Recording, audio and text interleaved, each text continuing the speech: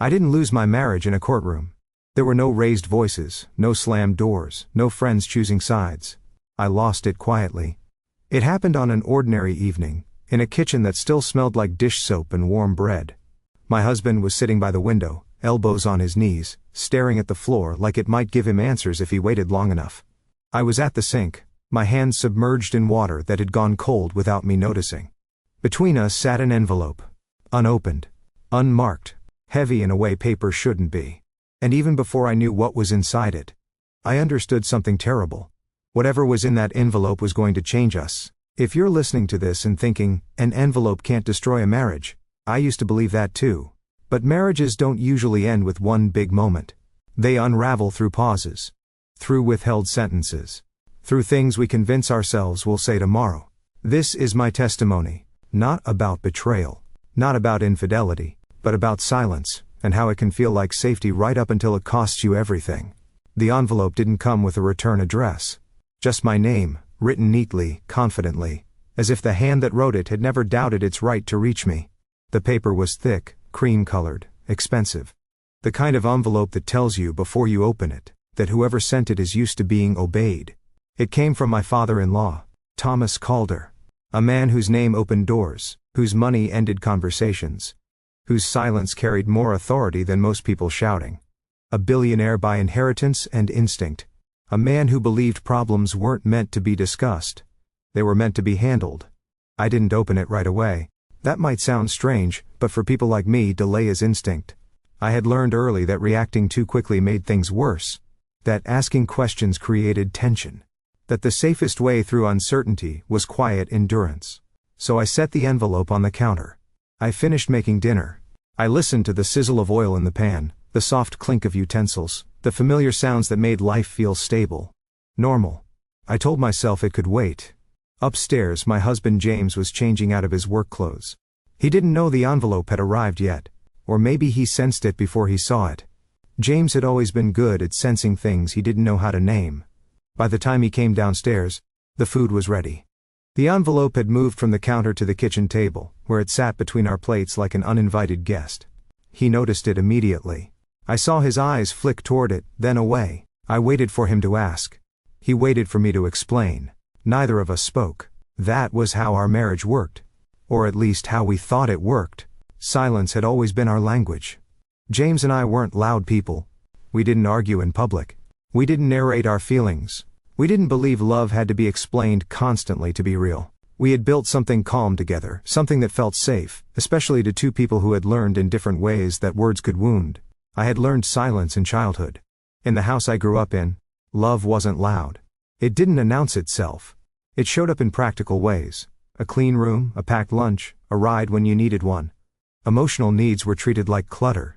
Crying made adults uncomfortable. Questions were answered with looks instead of explanations. When I behaved well, when I didn't need much, the house stayed peaceful. So I learned early how to be low maintenance, how to make myself smaller without disappearing completely, how to hold things in until they stopped asking to be let out. Quiet meant safety. James learned silence later, but just as deeply.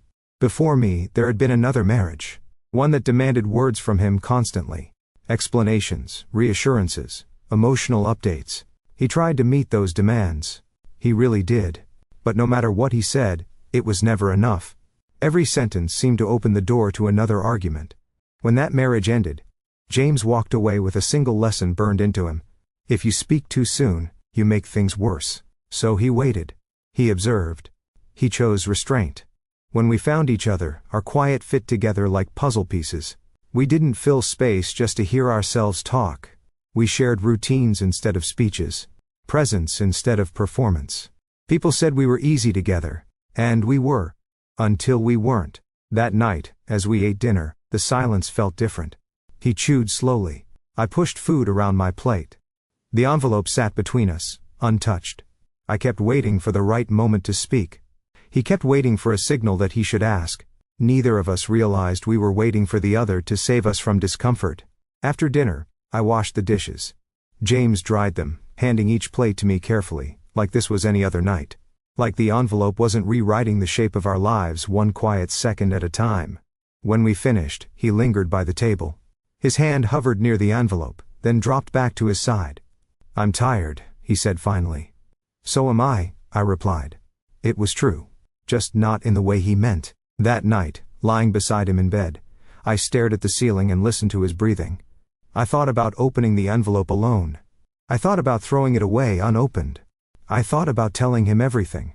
I did none of those things, because silence had always worked before. What I didn't understand then, what this testimony is really about, is that silence doesn't disappear problems. It only delays their sound. And sometimes when the sound finally comes, it's already too late to stop the damage. That envelope would stay on our table for days. And in those days something fragile inside our marriage would begin to crack. Not because of what was written on the paper, but because of everything we refused to say to each other while it waited. The envelope stayed on the table. It became the first thing I saw every morning, and the last thing I avoided every night. I would wake before James, pad quietly into the kitchen, and pretend I was just making coffee, just another ordinary morning, while my eyes found it automatically. It never moved unless one of us cleaned around it, and even then, it was returned to the exact same spot, like an agreement neither of us remembered making. We were both experts at pretending. James would glance at it, then turn his attention to his phone or the weather, or the way the light came in through the window.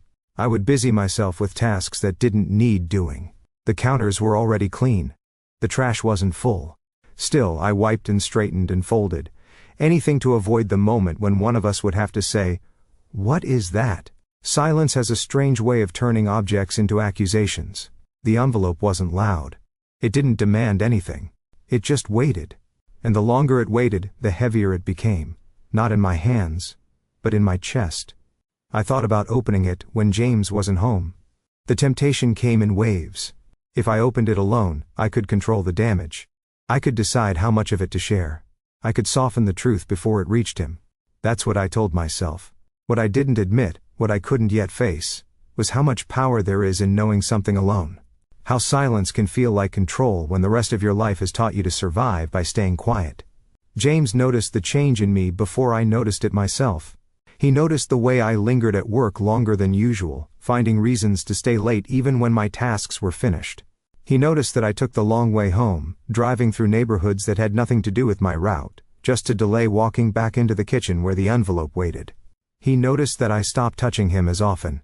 Not all at once, not dramatically, just a hand that didn't reach for his in the hallway. A kiss that landed on his cheek instead of his mouth. Small things, easy to explain away. James didn't say anything. That was his own kind of silence. He told himself I was tired, that work was stressful, that if he waited, whatever was bothering me would surface on its own. He had learned, the hard way, that pressing for answers could turn concern into conflict. So he waited. And in that waiting, something subtle shifted between us. We still ate dinner together, still slept in the same bed, still asked each other about our days, but the space between our words grew wider, like a crack in ice that you don't notice until it's too late to step back. On the third day, James was invited to a family dinner. It wasn't unusual. His father hosted gatherings often, carefully curated events where conversation stayed polite and emotions stayed in check. Attendance was expected. Absence was noted. "Are you coming?" James asked me that morning, his tone casual, neutral. I looked at the envelope, then at him. "I don't think so," I said. He paused. Just for a second. "Everything okay?" "Yes," I replied too quickly. "I just have a lot to finish." He nodded. He always nodded. "Okay." But when he left that night, the house felt different without him. Quieter, in a way that wasn't comforting. I sat at the kitchen table alone, the envelope between my hands now, my fingers tracing the edge of it like I was memorizing its shape.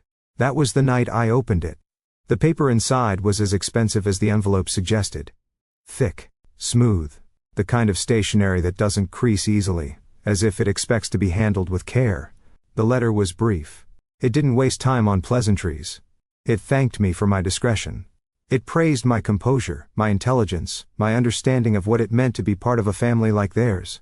Then it made its offer. The words were polite, measured, almost kind, but there was no mistaking the message beneath them.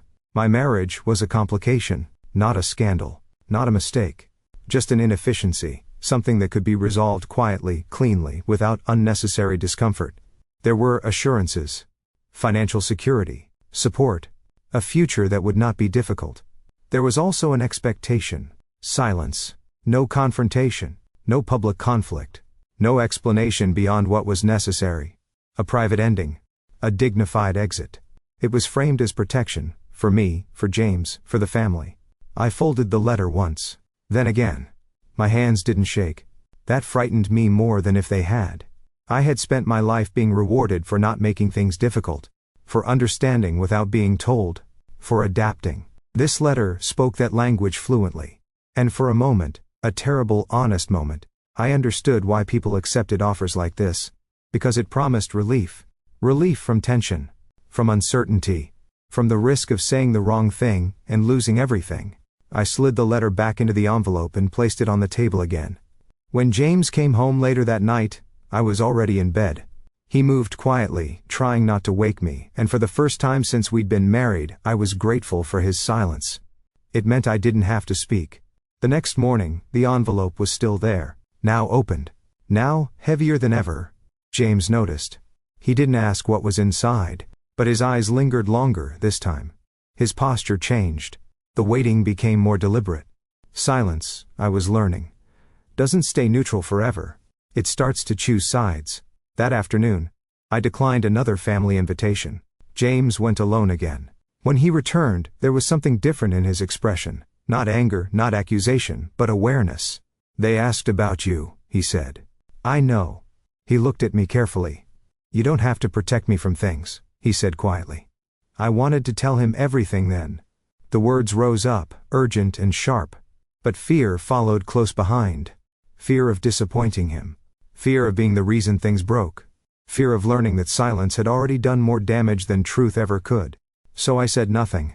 That night, James lay awake beside me, staring at the ceiling, counting the seconds between my breaths. I lay just as still, my mind racing, the letter's words echoing in my head. Protection. Stability. Quiet resolution.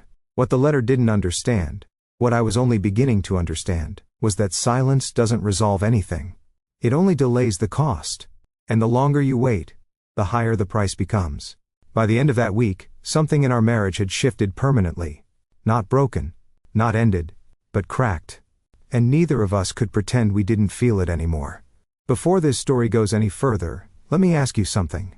Have you ever stayed quiet just to keep the peace, only to realize that silence was slowly costing you something important? If stories like this speak to you, stories about love, real choices, and the things we don't always say, subscribe to Love Stories by Mr. Johnson. These stories aren't just entertainment. They're mirrors. I didn't learn silence all at once. It wasn't taught in a single moment or enforced with punishment. It settled into me gradually, the way dust does, soft, unnoticed, until one day you realize it's everywhere. The house I grew up in was clean, orderly, calm on the surface. There were rules, but not the kind you could write down. They existed in glances, in the way voices changed, in how quickly a room could cool if you said the wrong thing. My mother spoke with her eyes more than her mouth. A raised eyebrow meant stop, a tight smile meant not now. She loved me, I know she did. But love in our house wasn't expressive. It was functional. Dinner on the table. Clothes folded. Appointments kept. My father believed in efficiency. He didn't yell. He didn't have to. When he was displeased, he would push his chair back from the table with a scrape that carried more meaning than any lecture. Conversations ended after that. You learned quickly what wasn't worth saying. I learned even faster what wasn't rewarded. When I was quiet, the house stayed peaceful. When I didn't ask questions, no one looked tired. When I cried alone, the walls didn't seem to close in. So, I adapted. At school, teachers praised me for being easy. I didn't interrupt. I didn't challenge. I did my work and turned it in on time. When group projects happened, I took on whatever role was needed and never complained. It felt good to be dependable. To be wanted because I didn't require much. At home, I learned to read the air before I spoke. If my parents seemed tense, I disappeared into my room. If they were quiet, I matched their tone. I learned how to carry my feelings carefully, like something fragile that could shatter if handled too roughly. No one ever told me to be silent. But silence was always the safer choice. I remember one afternoon clearly. I was 10, sitting at the kitchen table with a report card in front of me. My grades were good, mostly A's, 1 B. I had practiced what I was going to say in my head. I wanted to ask if they were proud of me. Not because I needed praise, but because I wanted to know where I stood. My mother glanced at the paper, nodded once, and went back to washing dishes. My father said good, without looking up from his newspaper. That was it. The question stayed lodged in my throat. I swallowed it down, and told myself it didn't matter. Wanting more felt childish, needy. I didn't want to be that. From then on, I stopped asking. By the time I was a teenager, silence felt natural. Comfortable even. Other girls talked about their feelings endlessly, who hurt them, who they loved, what they feared. I listened. I nodded. I rarely shared. When I did, I edited myself carefully, offering small truths that wouldn't make anyone uncomfortable. People trusted me. They confided in me. They called me grounded, mature for my age. What they didn't see was how much effort it took to stay that way. Every unspoken thought piled up quietly. Every swallowed emotion settled somewhere in my chest. But because I didn't make noise, no one thought to ask if I was okay. And I didn't know how to tell them even if they had. In college, my independence was praised the same way my silence always had been. I handled things on my own. I didn't call home when I struggled. I didn't burden friends with problems that felt messy or unresolved. I prided myself on being self-contained. It felt like strength. Looking back, I can see it for what it was, protection. I believed that if I didn't need too much, I wouldn't be disappointed. If I didn't speak too honestly, I wouldn't be rejected. If I stayed quiet, nothing could be taken away from me. That belief followed me into adulthood. It followed me into boardrooms and offices where competence mattered more than vulnerability. I learned to anticipate needs, to solve problems before anyone noticed them. I became very good at being useful, at being invisible in the best possible way. People liked working with me. I made things easier. I didn't rock the boat. And when I met James, that quiet competence felt like compatibility. He didn't demand explanations. He didn't push for emotional performances.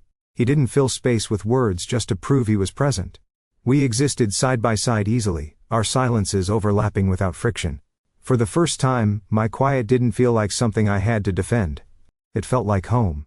What I didn't understand, what no one ever taught me, is that the skills we develop to survive one environment don't always serve us in another. Silence that protects a child can isolate an adult.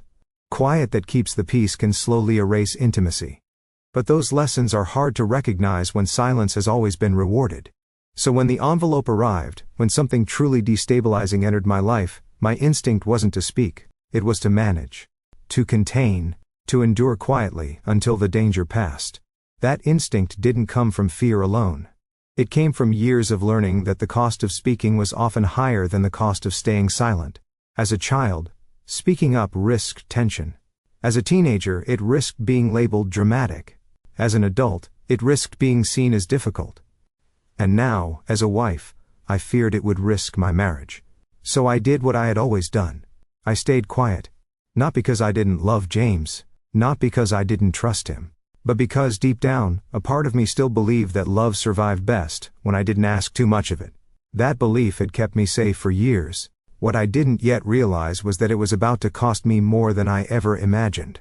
Silence didn't just shape how I spoke. It shaped how I decided what mattered enough to be said at all. By the time I entered the working world, my instincts were finely tuned. I could sense discomfort before it surfaced. I could predict tension before it became visible. And more importantly, I knew how to dissolve it, by stepping back, by adjusting, by absorbing the pressure myself. People mistook this for emotional intelligence. In some ways, they weren't wrong. I understood people well. I read moods accurately. I knew when to offer help and when to stay out of the way. But understanding others isn't the same as understanding yourself, and for a long time, I didn't see the difference. I believed emotional maturity meant not needing reassurance. I believed strength meant not asking for space. I believed love meant adapting. So when something bothered me, I filtered it first. Is this important? Is this worth the discomfort? Will speaking up make things harder for everyone involved? Most of the time, the answer was no. Or at least, that's what I told myself. I dated a little in my 20s, but none of those relationships lasted long. Not because they were bad, but because they never went deep enough to require honesty. I was agreeable, easy to be with, the kind of woman men described as low drama. When relationships ended, they ended gently. No confrontations. No unresolved fights. Just a gradual fading, like conversations that lose momentum and quietly stop. I told myself that meant I was doing something right. What I didn't notice was that I was practicing disappearance. Every time I chose silence over expression, I was teaching myself that my needs were optional, that my discomfort was negotiable, that love was something you maintained by not making waves. Those beliefs followed me into my career too. At the foundation where I worked, I was valued for my reliability. I anticipated deadlines. I smoothed over miscommunications. I fixed problems before anyone had to acknowledge them. My name wasn't attached to big ideas. But things ran better because I was there. I was indispensable precisely because I didn't demand recognition. When people asked how I managed stress so well, I smiled and said, I just stayed organized. I didn't tell them that stress didn't vanish when you ignored it. It simply relocated. It moved into my shoulders, my jaw, the way my chest tightened when I lay awake at night replaying conversations I never had. By the time James entered my life, silence wasn't just a habit. It was a belief system. James didn't require explanations the way others had. He didn't ask me to justify my feelings or prove my commitment with constant reassurance. When we disagreed, he didn't escalate. He paused, observed, waited. At first, that felt like relief. We spent hours together without speaking much at all. Reading side by side. Walking without filling the space between us. Sitting in comfortable quiet that felt earned rather than empty. I told myself this was what healthy love looked like. And in many ways, it was. But silence is never neutral. It always carries meaning, even when we pretend it doesn't. The first time I noticed something wrong was small, almost forgettable. James canceled dinner plans one night because he was exhausted from work. He apologized, offered to reschedule. I said it was fine. And it was, mostly. But a small part of me had been looking forward to that evening. I had needed it more than I realized. I felt disappointed, then immediately guilty for feeling that way at all. So I said nothing. James noticed my quiet shift, but he didn't press. He told himself I meant what I said. That fine really was fine. And just like that, a pattern formed. I learned that I could feel things privately without disrupting the peace. He learned that my calm meant everything was okay. Neither of us intended to mislead the other. We were simply trusting silence to do a job it was never meant to handle. When the envelope arrived, that old belief system activated instantly. The part of me that knew how to absorb pressure took control. I didn't think, I need to talk to my husband. I thought, I need to manage this. That distinction mattered more than I understood at the time. Managing meant containing the problem, minimizing its impact, protecting James from stress, protecting myself from conflict, protecting the fragile balance we had built. But management isn't the same as partnership. And silence, when used as a shield, can become a wall. As the days passed and I said nothing, the distance between us didn't explode. It expanded slowly, almost politely. I became more inward. James became more watchful. We circled each other carefully, each of us sensing something was wrong but unsure how to approach it without making things worse. I told myself I was being considerate. In reality, I was being afraid. Afraid that if I spoke, James would look at me differently. Afraid that the calm we shared would fracture. Afraid that my father-in-law's words, complication, inefficiency, might somehow be true. And underneath all of that was a deeper fear I hadn't yet named, that if I finally spoke honestly, I might learn that my silence had been the only thing holding everything together. Silence can feel like love when it's mutual. But when it becomes one-sided, it turns into distance. I didn't know that yet. I only knew that my chest felt tight more often. That sleep came harder. That the envelope's presence was changing the air in our home, even when we weren't in the same room.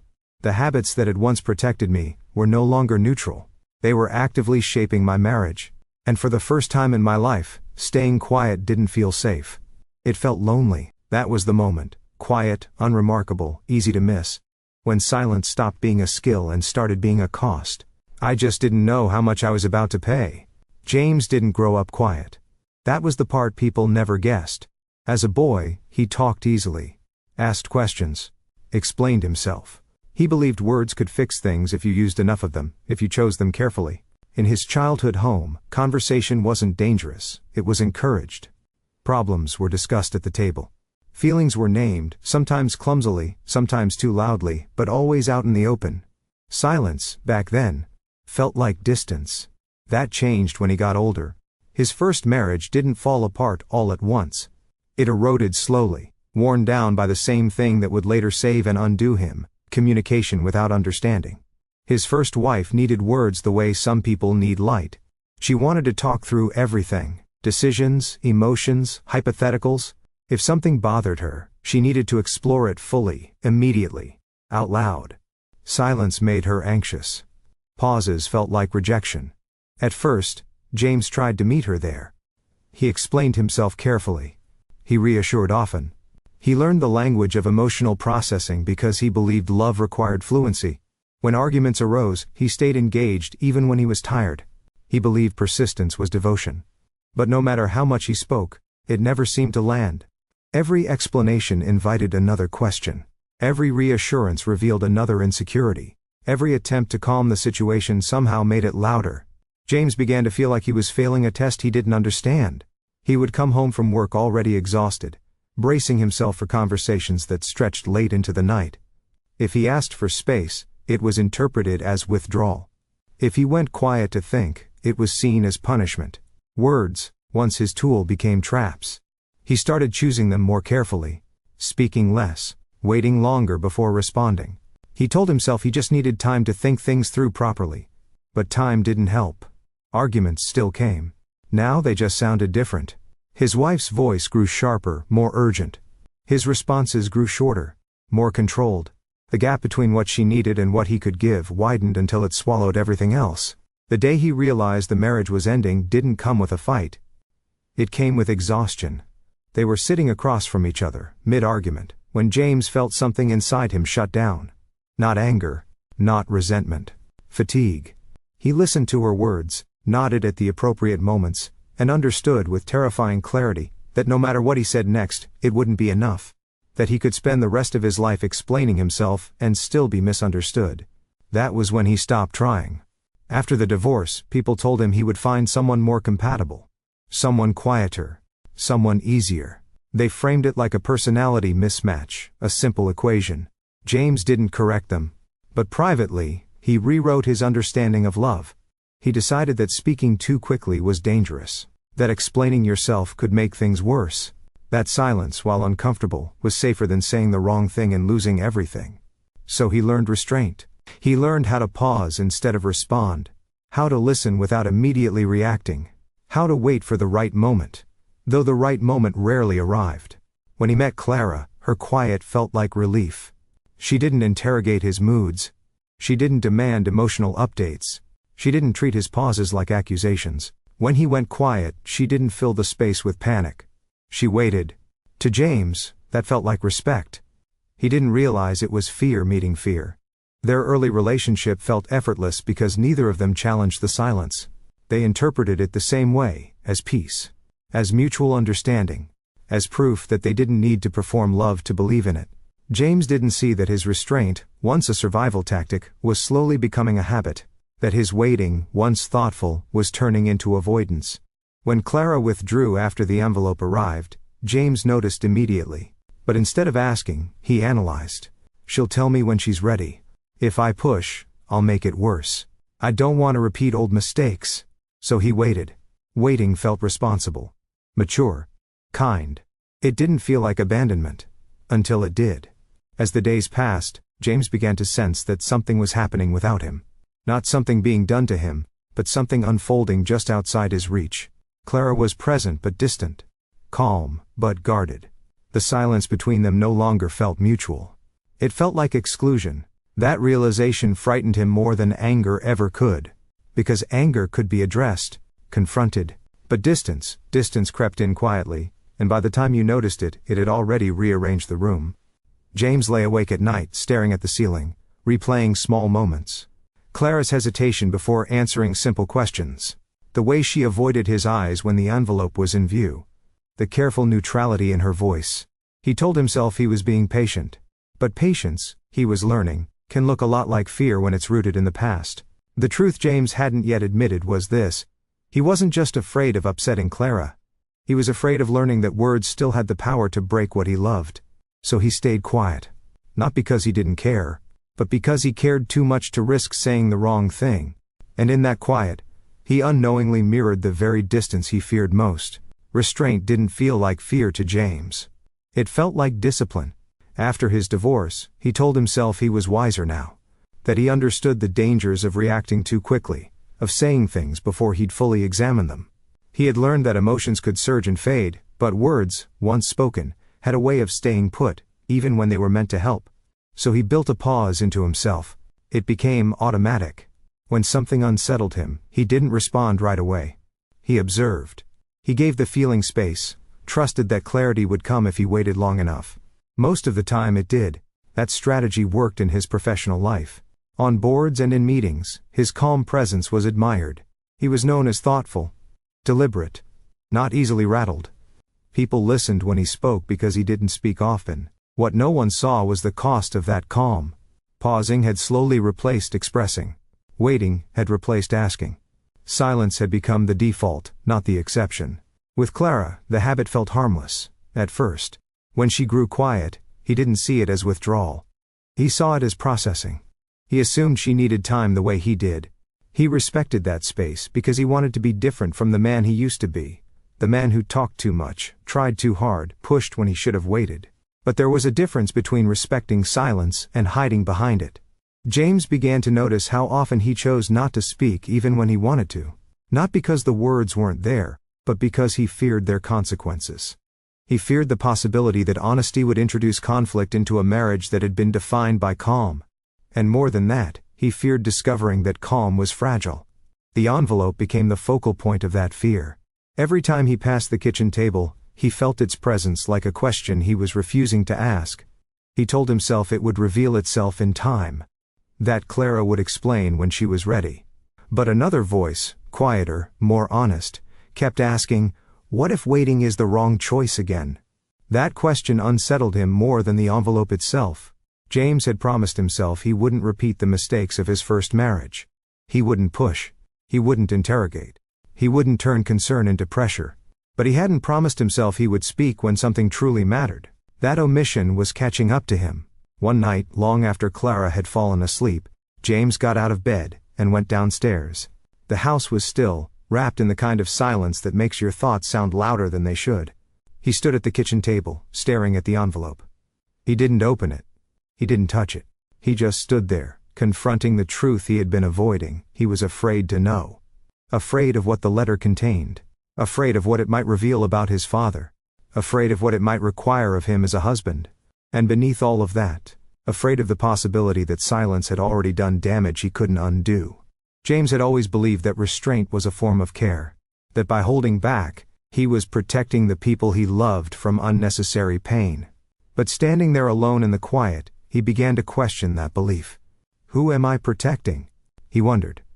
Clara had always seemed strong. Capable. Independent. She rarely asked for help. Rarely demanded reassurance.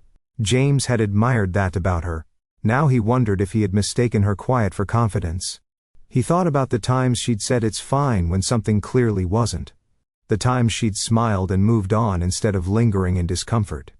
The way she absorbed tension without complaint. He had accepted those moments gratefully, never asking what it cost her to stay that calm.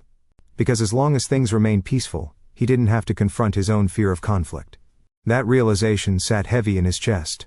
Restraint, James was beginning to understand, wasn't neutral. It shaped outcomes just as surely as action did. By choosing not to speak, he was still making a choice, one that carried consequences. The next morning, James resolved to say something. He didn't plan a speech. He didn't rehearse. He simply decided that the next time the moment presented itself, he wouldn't retreat. The opportunity came sooner than he expected. Clara was standing at the sink, washing dishes that were already clean. The envelope sat on the table, open now, its contents hidden but unmistakable. James watched her for a moment, noticing how tense her shoulders were, how her movements were careful, almost guarded. This thing, he said gently, nodding toward the envelope. It's not nothing. Clara froze. The silence that followed was sharper than any argument he could remember. I know, she said finally, her voice quiet. James swallowed. You don't have to carry it alone. The words surprised him. They felt unfamiliar, exposed. But once they were out, He realized how true they were. Clara didn't answer right away. She turned off the water, dried her hands slowly, as if buying herself time. James waited. But this time he didn't retreat.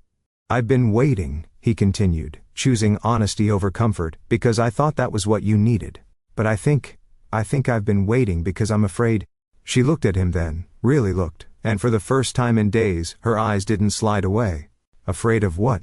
she asked. "Afraid of making things worse," he admitted. "Afraid of saying the wrong thing. Afraid that if we talk about it we'll change." The admission felt like stepping off a ledge. James braced himself for impact. Clara didn't react the way he expected. She didn't accuse him. She didn't retreat. Instead, she exhaled. "I've been afraid too," she said. "Just in a different way." The room felt different after that. Not lighter. Not resolved. But honest. James realized then that restraint had kept him safe once. But now, it was standing in the way of intimacy. That silence, when shared intentionally, could be peaceful. But when used to avoid fear, it became distance. They weren't finished talking. Not even close. But for the first time since the envelope arrived, James understood something important. Love didn't require perfect words. It required presence. And presence, sometimes, meant speaking even when your voice shook. Before the envelope. Before the waiting. Before silence began to feel like absence. There had been something gentle between Clara and James, something that didn't need to be explained to feel real. They met in a place that rewarded restraint. The Philanthropic Foundation occupied a quiet building with glass walls and neutral colors, the kind of environment where efficiency mattered more than personality. Clara worked behind the scenes, managing schedules, budgets, and the invisible details that kept everything running smoothly. James sat on the board, newly remarried into a life shaped by wealth and expectation, but he never acted like a man who needed to be noticed. Their first interactions were forgettable in the best way. Polite greetings, brief emails, a nod in passing. Neither of them stood out to the other at first, and that was part of the appeal. There was no immediate spark, no dramatic moment of recognition, just a gradual awareness, built through repetition. James always chose the same seat during meetings, near the window. Clara noticed because she refilled the coffee pot when it dipped below half, and he was always the first to stand when it was empty. He never said thank you out loud, just met her eyes and nodded, as if they shared an understanding that didn't need words. She appreciated that. There were elevator rides where neither of them checked their phones. Lunches eaten at neighboring tables without conversation, just the quiet company of someone else who seemed comfortable not filling the space. When they finally spoke beyond necessity, it was unforced. James asked Clara a simple question one afternoon. Something practical about a scheduling conflict. She answered. He listened. The conversation ended naturally, without lingering or awkwardness. Later that day, he sent her an email thanking her for the clarity, not the solution. The clarity. That detail stayed with her. Their relationship didn't grow through confession or emotional exchange. It grew through consistency. James showed up when he said he would. Clara followed through on every detail she promised. Neither of them demanded reassurance. Neither of them tested boundaries. They learned each other's rhythms slowly, without pressure. James preferred early mornings. Clara liked lingering over her first cup of coffee. James folded towels with precision, corners aligned. Clara stacked plates by size, smallest on top. These were things you noticed only when you spent time in quiet proximity. When they started seeing each other outside of work, it felt natural, rather than intentional. Dinners that ended early. Walks without destinations. Long stretches of silence that felt companionable, instead of tense. Clara had dated men who needed constant engagement, who mistook quiet for disinterest. James had loved a woman who needed words the way others needed air. With each other, there was relief. They didn't ask each other to be different. Friends noticed it before they did. "You two are so calm together," someone said once. "It's easy," another observed. And it was. That ease became the foundation of their marriage. They married without spectacle. No long speeches. No dramatic vows promising transformation. Just a quiet ceremony with a small group of people who mattered. Their vows were simple. Presence. Respect. Commitment. They believed those things didn't need elaboration. In the early years, silence felt like harmony. They didn't argue often, and when they did, it was brief. Disagreements were resolved through small adjustments rather than confrontation. Clara adapted. James waited. Somehow, things worked. But harmony, like silence, can be misunderstood. True harmony is active. It requires listening, responding, adjusting together. What Clara and James had built was something adjacent to that. A peace maintained through mutual restraint. It wasn't dishonest. It wasn't unhealthy, at least not yet. It was simply incomplete. At the time, neither of them recognized the difference. Clara felt safe in the absence of pressure. James felt respected in the absence of demand. They interpreted each other's silence as generosity rather than fear. And because nothing challenged that interpretation, it went unexamined. Education doesn't always come from instruction. Sometimes it comes from experience, especially when that experience reveals the limits of what once worked. Looking back, Clara could see the early signs. The moments when something small went unspoken and quietly settled between them. The times she adjusted instead of asking. The times James paused instead of clarifying. Those moments didn't hurt then. They felt considerate. But they were teaching both of them the same lesson, that love survived best when it stayed quiet. That belief shaped everything that followed. So when the envelope arrived, when something finally demanded words, their marriage had no practiced way to meet it. Silence had always been enough before. They just didn't know what to do when it wasn't. That was the tragedy and the tenderness of their love. It had been built carefully, gently, without noise. But it had never been tested by truth spoken out loud. And now, the test was waiting on the kitchen table. For a long time their quiet worked because nothing demanded more from it. Life moved along in manageable pieces. Decisions were small. Adjustments were subtle. When something didn't quite fit, they shifted around it instead of confronting it directly. Clara was good at that. She adjusted her expectations without announcing it. If James was tired, she told herself it didn't matter. If plans changed, she absorbed the disappointment and moved on. She didn't see this as sacrifice. She saw it as maturity. James adjusted differently. When Clara grew quiet, he assumed she was thinking things through. He respected her space, the same way he wanted his own respected. He told himself that not everything needed to be talked out immediately. That some things resolved themselves if you gave them time. Together, they formed a pattern that looked stable from the outside. Inside, it relied heavily on assumption. The first real strain came from something ordinary. James was offered an opportunity through his father's network, an expanded role that would require more travel, more late nights, more presence in rooms Clara had never felt comfortable in. He mentioned it casually one evening, like it was already decided. "I'll be gone a bit more," he said. "But it's temporary." Clara nodded. She didn't ask how long temporary meant. She didn't ask how she felt about it. She didn't ask if there were other options. James noticed her nod and took it as agreement. He told himself he was being considerate by not burdening her with details that might change anyway. Both of them walked away from that conversation believing they had handled it well. Over time, Clara felt the absence more than she expected. The empty evenings. The quiet dinners eaten alone. The way she started structuring her life around his schedule without realizing it. She told herself this was what partnership looked like. Flexibility, understanding, support. James returned home tired, grateful for her calm presence. He appreciated that she didn't complain, that she didn't make his work feel heavier than it already was. He believed her silence meant she was coping well. Neither of them noticed how often Clara swallowed the urge to speak. Neither of them noticed how often James chose not to ask.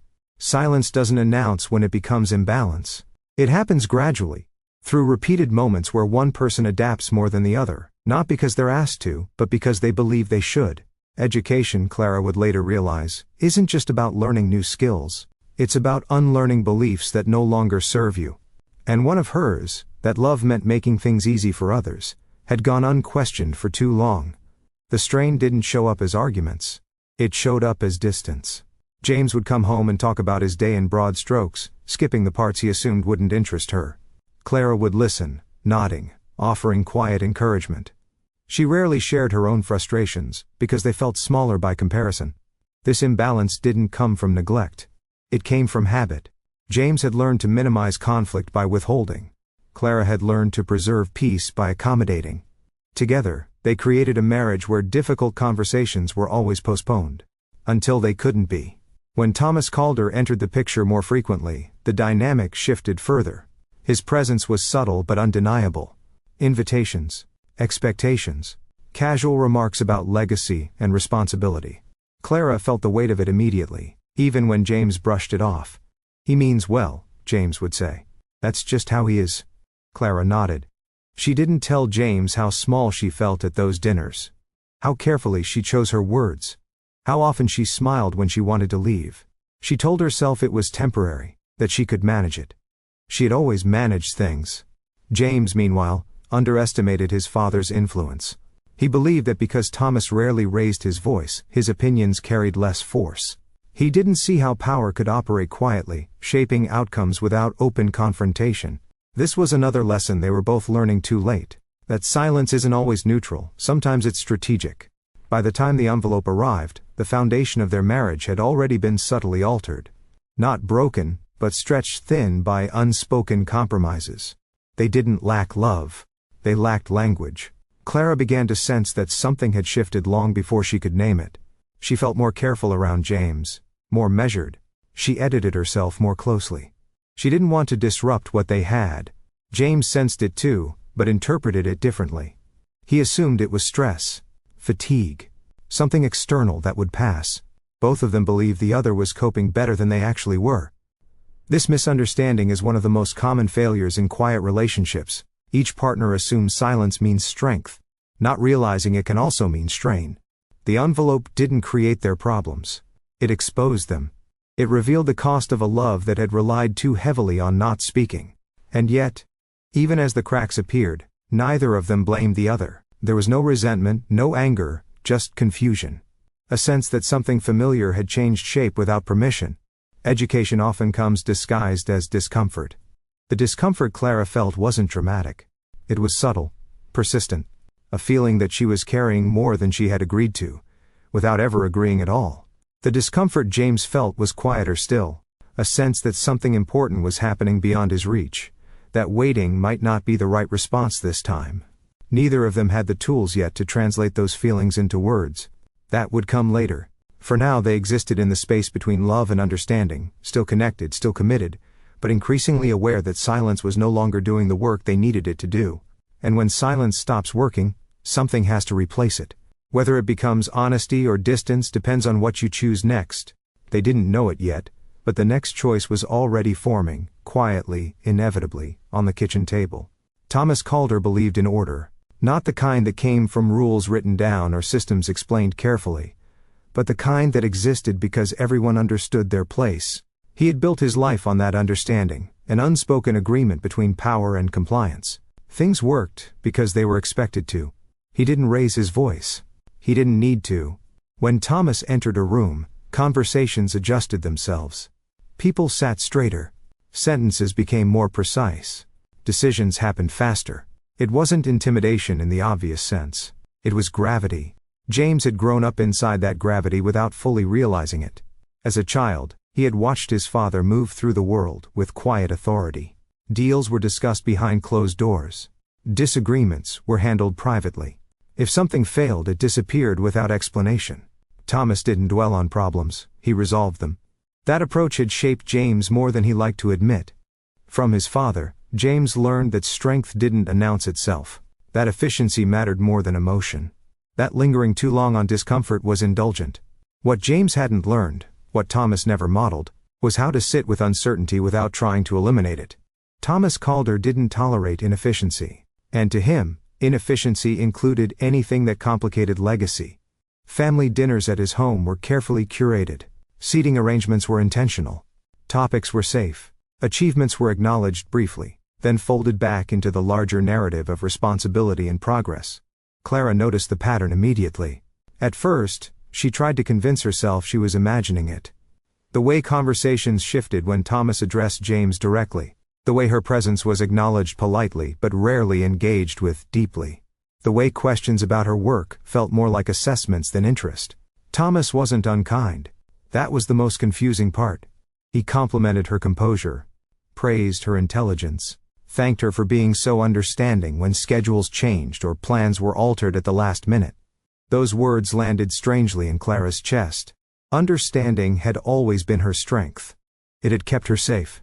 But here, in Thomas Calder's world, it felt less like appreciation, and more like expectation. James didn't see it. Or rather, he didn't interpret it the same way. To him, His father's politeness was genuine. Thomas wasn't cold. He was efficient. He valued people who didn't create complications, who understood how things worked without needing them explained. James believed Clara fit that mold perfectly. "She's not like the others," Thomas once said to him, almost approvingly. "She knows how to adapt." James took that as praise. Clara heard it as a warning. She began to sense that her quiet wasn't just appreciated. It was being counted on. Thomas observed everything without appearing to. He noticed who spoke too much, who hesitated, who challenged him openly. He didn't confront those people, he simply adjusted around them, redirecting opportunities elsewhere. Power, Clara was learning, didn't always push. Sometimes it waited. When Thomas invited them to events, Clara felt the weight of expectations settle over her before they even arrived. She chose her words carefully. She dressed conservatively. She smiled when appropriate and stayed quiet when conversations turned toward legacy, inheritance, and future plans that didn't include her voice. She told herself this was temporary.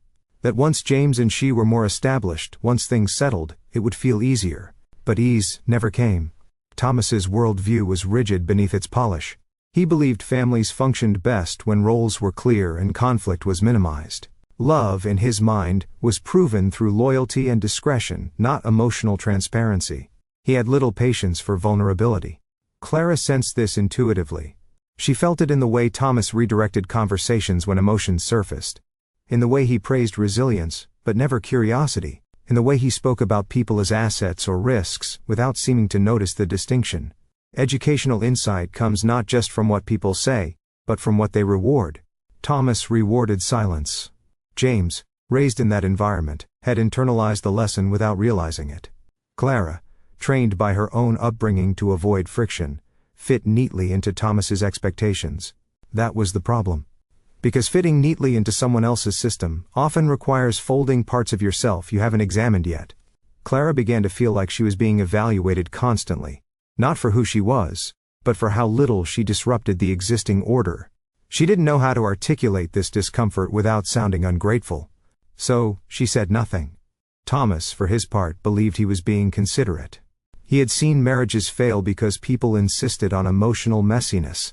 He had watched his son's first marriage dissolve under the weight of constant discussion and unmet needs. He didn't want that again. To Thomas, protecting James meant eliminating sources of instability before they became problems. And instability in his mind was anything unpredictable, including emotion, including a marriage built on quiet understanding, rather than clear alignment with the future he envisioned. The envelope hadn't been written impulsively. It had been considered, calculated, framed as generosity. Thomas didn't see himself as interfering. He saw himself as managing. And management, in his world, was an act of responsibility. Clara didn't know this yet. Not fully. But she felt it in her bones. The way Thomas looked at her when he thought she wasn't paying attention. The way he spoke about the future as if it were already decided. She felt like a variable in someone else's equation. James, meanwhile, continued to believe that silence kept things smooth. That his father's calm meant acceptance. That Clara's quiet meant comfort. None of them realized they were operating under the same flawed assumption, that what isn't said doesn't matter.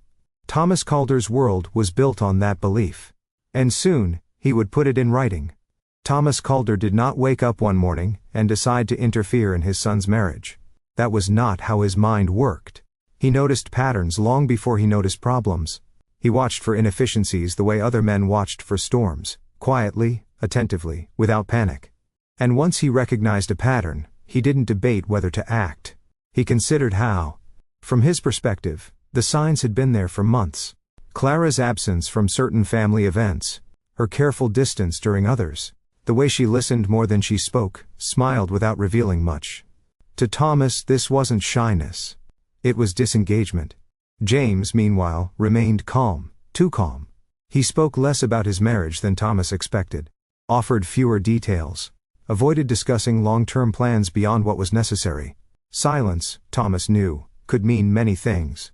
And one of them was instability. He had built an empire by addressing instability early, by stepping in before cracks widened, by making decisions others avoided because they felt uncomfortable. This was no different. Thomas believed in protecting his family, and protection, in his world, often looked like control. He had never apologized for that. People benefited from his decisiveness, even when they resented it. Especially then. He didn't dislike Clara. In fact, there were things about her he respected deeply. Her composure, her intelligence, her ability to adapt without complaint. But adaptability had limits. Thomas needed certainty. He needed to know that James's life was aligned with the future he envisioned, one that required flexibility, discretion, and an unwavering commitment to the larger structure of the family. Clara, with her quiet boundaries and unreadable interior, felt like a risk. Not a loud one. A subtle one. Thomas didn't believe in confrontation, unless it served a purpose. Emotional conversations felt inefficient. Unpredictable. They introduced variables he couldn't control. So he chose a cleaner approach. He framed his solution the same way he framed most things, as an opportunity. The letter was drafted with care. Each word chosen to reassure rather than provoke. There were no accusations. No ultimatums. Just logic, dressed in courtesy. He acknowledged Clara's strengths, praised her discretion, appealed to her sense of responsibility, and then he made his offer. Thomas believed money was honest. It revealed priorities quickly. It removed ambiguity. If someone accepted, they understood the reality of the situation. If they declined, at least the truth was out in the open. Either way, clarity was achieved. That was the goal. He didn't anticipate resistance. Not because he underestimated Clara's intelligence, but because he believed he understood her nature. She was quiet, practical, considerate, the kind of person who valued stability over disruption. In Thomas's mind, she would recognize the wisdom of a quiet resolution. What he didn't account for was the difference between choosing silence and being asked to disappear. That distinction mattered more than he realized. When Thomas sealed the envelope, he felt a sense of completion, not satisfaction. Responsibility fulfilled. He had addressed a potential issue before it escalated. He had offered generosity instead of pressure. From his perspective, he was being kind. James, he assumed, would eventually understand. Perhaps even be grateful. What Thomas failed to consider was the emotional cost of his efficiency.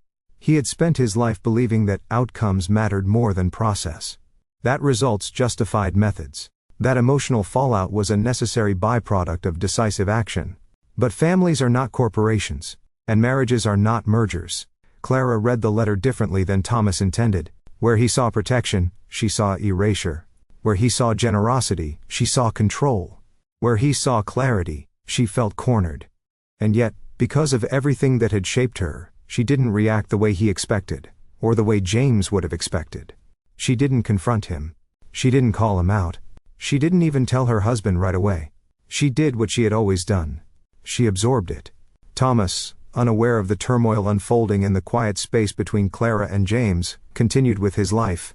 Meetings, calls, decisions. He believed the situation was in motion, resolving itself as planned. Silence, to him, meant compliance. He didn't realize that silence could also mean struggle. This was one of Thomas Calder's greatest blind spots. He believed that if no one objected, no one was being harmed.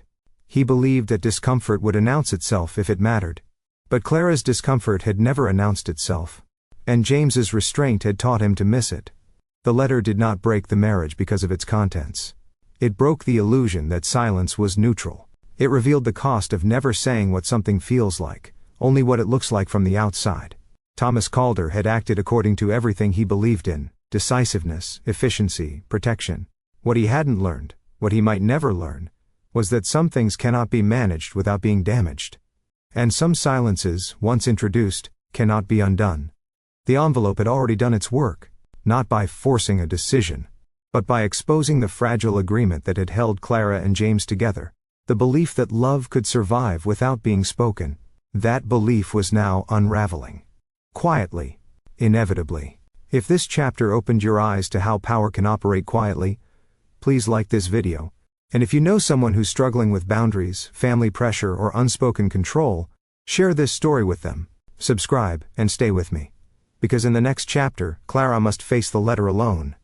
And the cost of staying silent grows even heavier. The house felt different once I was alone. Not empty, just exposed. James had already left for the day, his goodbye gentle, his voice careful, like he didn't want to disturb whatever was happening beneath the surface. I watched him go from the doorway, listening to his footsteps fade down the hall, then the soft click of the front door closing behind him. The sound lingered longer than it should have. I stood there for a moment, breathing in the quiet, aware that this was the first time since the envelope arrived that I was truly alone with it. No shared glances. No waiting. No pretending. Just me. And the letter. I carried the envelope to the kitchen table and sat down slowly, as if sudden movement might break something fragile inside me. The paper felt heavier than before, though I already knew what it contained. Knowing doesn't make a choice easier. Sometimes it makes it harder, because it removes the excuse of uncertainty. I slid the letter out again. The words were the same as they had been the first time I read them, polite, composed, devastating in their restraint. Thomas Calder didn't threaten. He didn't insult. He didn't demand. He explained. That was the most dangerous part. He explained how complicated life could become when emotions interfered with clarity, how relationships sometimes reached their natural conclusion without anyone being at fault, how privacy could preserve dignity in situations where public conflict would only cause harm. He explained how much he admired my discretion. And then he explained what he was offering. The number was precise, not excessive, not insulting, carefully calibrated to sound reasonable. Enough to remove fear. Enough to suggest generosity rather than coercion. I stared at it longer than I wanted to admit. Not because I wanted the money, but because of what it promised underneath. Relief. Relief from tension. Relief from disappointing people. Relief from having to explain myself to anyone. The letter offered me a version of escape that didn't require confrontation. No raised voices. No broken relationships. Just a quiet ending that everyone could live with. Everyone except me. I folded the letter and pressed my hands flat against it, grounding myself. My reflection stared back at me from the dark window. Calm on the outside, restless beneath. This was the moment people imagine when they talk about choice. But choice, I was learning, doesn't always come with clarity. Sometimes it arrives wrapped in fear and expectation, asking you to decide who you're willing to disappoint. I thought about James. Not the James who sat quietly at the table, avoiding the envelope. Not the James who waited too long to speak. But the man who folded towels carefully. Who listened without interrupting. Who loved without demanding. I thought about how he trusted silence. How I had let that trust become a shield instead of a bridge. Thomas's letter framed my marriage as a complication. But what it really challenged was something deeper, my lifelong belief that love survived best when I stayed quiet. Educational truth often arrives disguised as discomfort. The discomfort I felt wasn't just about the letter. It was about realizing that my silence had always been rewarded by people who benefited from it. My parents benefited. My workplace benefited. And now Thomas Calder was asking to benefit too. All I had to do was disappear quietly. I imagined telling James. The scene played out in my head again and again. His stillness. His careful listening. The way he might nod before speaking. Choosing his words like fragile objects. I imagined his pain. Not loud, not explosive, but deep. The kind that settles into a person slowly. And I felt something else too. Anger. Not at Thomas. Not even at the letter. At myself. For considering silence again. For letting fear convince me that peace and truth couldn't exist in the same room. I realized then that this letter wasn't asking me to leave my marriage. It was asking me to choose who I would continue being. The woman who absorbed discomfort to keep things smooth. Or the woman who finally spoke, even if her voice shook. I sat there for a long time, the letter untouched in front of me, thinking about how often I had confused endurance with strength. How often I had believed that making myself smaller was the same thing as being mature.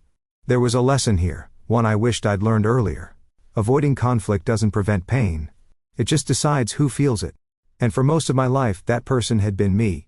I didn't make a decision that morning, not the final one. But I made a smaller, more important choice. I decided that whatever happened next, I would not let silence decide for me again. I folded the letter carefully. Not because it deserved respect, but because I needed my hands to do something steady. I placed it back in the envelope and set it on the table. Not between James and me this time, but beside me. When James came home that evening, things would change. Not dramatically, not loudly, but honestly. And honesty, I was beginning to understand, didn't need to be perfect to be powerful. It just needed to be spoken. James came home just after dusk. I heard his key in the lock, the familiar rhythm of it, and felt my chest tighten, not with fear exactly but with awareness. The kind that tells you something is about to change whether you're ready or not. I stayed where I was, seated at the kitchen table. The envelope lay beside me now, not centered, not hidden. Just present. James paused when he saw it. Not long. Just enough to notice the shift. He set his bag down slowly, like he didn't want to bring the weight of his day any closer than necessary. "Hey," he said. "Hey," I replied. Our voices sounded normal. That was the strange part. The world hadn't tilted. The walls hadn't closed in. Everything looked the same, except it wasn't. He glanced at the envelope again, then met my eyes. This time he didn't look away. "You opened it," he said. It wasn't a question. "Yes." He pulled out a chair and sat down across from me, hands folded loosely on the table. He didn't reach for the envelope. He didn't ask yet. Waiting had always been his instinct. I could see him choosing his moment, measuring the space between us the way he always did. And for the first time I understood how heavy that habit must feel. To always be deciding when it's safe to speak. "It's from my father," I said. James nodded. He already knew that. The confirmation landed quietly, without surprise. I took a breath, and felt it catch halfway down. "It's an offer," I continued. That made him shift slightly. Not much. Just enough to register. An offer for what? I looked at the envelope instead of his face. "For me," I said. "To leave." The silence that followed was different from the ones we'd shared before. It wasn't careful. It wasn't neutral. It was stunned.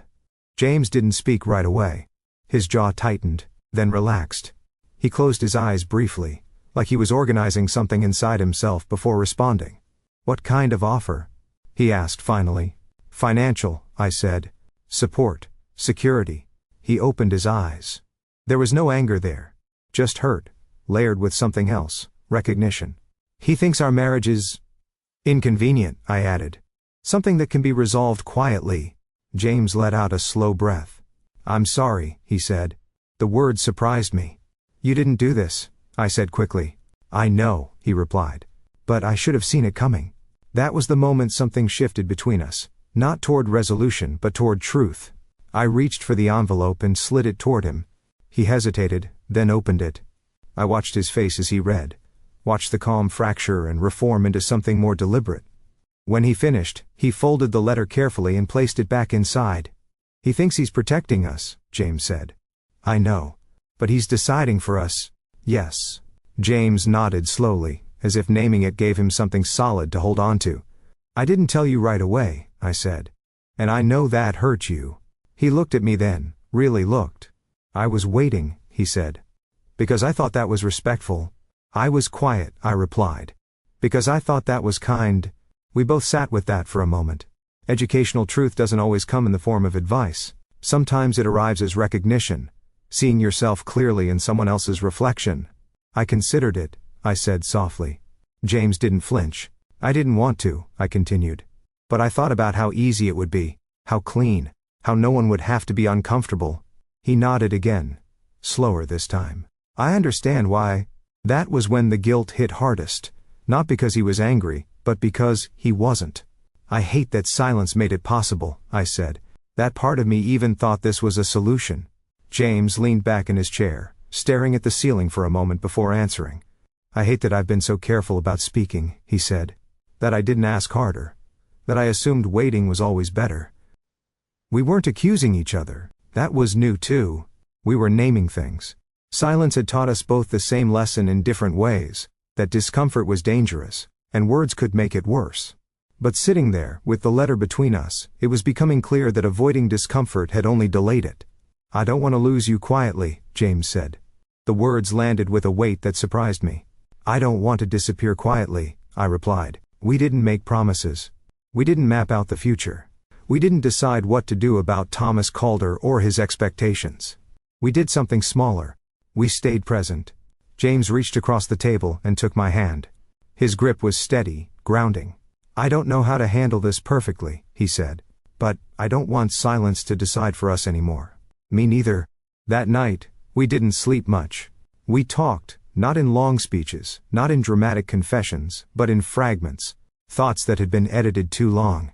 Fears that had been waiting for permission to surface. We spoke imperfectly. And nothing broke. That realization stayed with me long after the conversation slowed and exhaustion settled in. The fear I'd carried for years, that speaking would destroy what I loved, had been wrong. What destroyed things was never the speaking. It was the waiting. By morning, the envelope was still there, but it no longer felt like a verdict. It felt like an object, a piece of paper that only held power if we gave it one. James picked it up, turned it over once, then set it aside. "We'll deal with this," he said. "Together." It wasn't dramatic. It wasn't defiant. It was honest. That was enough. The letter had not broken our marriage. But it had broken the illusion that silence was harmless. And that break, painful as it was, made room for something sturdier to grow. Clarity didn't arrive all at once. It didn't flood the room or wash away the tension the way people imagine honesty does. Instead, it settled slowly, like light creeping into a space that had been dim for too long. You notice it not because everything is suddenly bright, but because you can finally see where you are. The morning after we talked, James left for work earlier than usual. Not to escape, but to think. I could tell by the way he moved, deliberate and careful, as if each step needed to be placed with intention now that silence was no longer doing the work for him. I stayed home. The envelope was still on the table, but it no longer felt like it belonged there. Its presence was less accusatory now, more awkward, like something left behind after a conversation that had already moved past it. I made coffee and sat down, wrapping my hands around the mug, letting the warmth anchor me. My body felt tired in a new way, not drained, but spent. Like I had finally set something heavy down after carrying it for years. What surprised me most was the calm. Not relief. Not confidence. Calm. The kind that comes after you stop holding your breath. But calm doesn't erase consequences. It simply makes them clearer. James and I had spoken honestly for the first time in a long while, and in doing so, we had changed the shape of our marriage. Silence could no longer protect us from discomfort. We had crossed that line together. Now we had to live with what came next. That afternoon, James called. "I'm going to have to talk to my father," he said. I closed my eyes. "I know," I replied. We didn't discuss when or how. We both understood that this conversation would not be easy, and that ease was no longer the goal. The educational truth embedded in that moment was simple but profound. Clarity invites responsibility. Once something is spoken, it asks something of you. You can no longer pretend ignorance. You can no longer wait indefinitely. James wasn't angry when he met his father later that week. That, in some ways, unsettled Thomas more than anger would have. Anger could be dismissed. Calm could not. But before that conversation happened, before words reached Thomas Calder's carefully managed world, there was a quieter reckoning taking place between James and me. Now that silence was no longer our default, we began to notice how often we had relied on it. Conversations that used to end quickly stretched a little longer. When one of us said, "It's fine," the other paused, waiting to see if it really was. We didn't push aggressively. We didn't interrogate. We checked in. That checking in felt awkward at first. Unnatural. Like learning a new language with a familiar person. "Are you actually okay with that?" James asked one night, when I agreed to change plans at the last minute. I hesitated. The old instinct, to say yes immediately to keep things smooth, rose up fast and familiar. But now it met resistance. "I'm not sure," I said slowly. "I think I need a minute." James nodded. "Take it." That moment stayed with me. It wasn't dramatic, but it was new. Silence, I was learning, isn't just about what you don't say. It's about what you don't allow yourself time to feel. Giving myself that time felt like permission I'd never been granted before. James was learning too.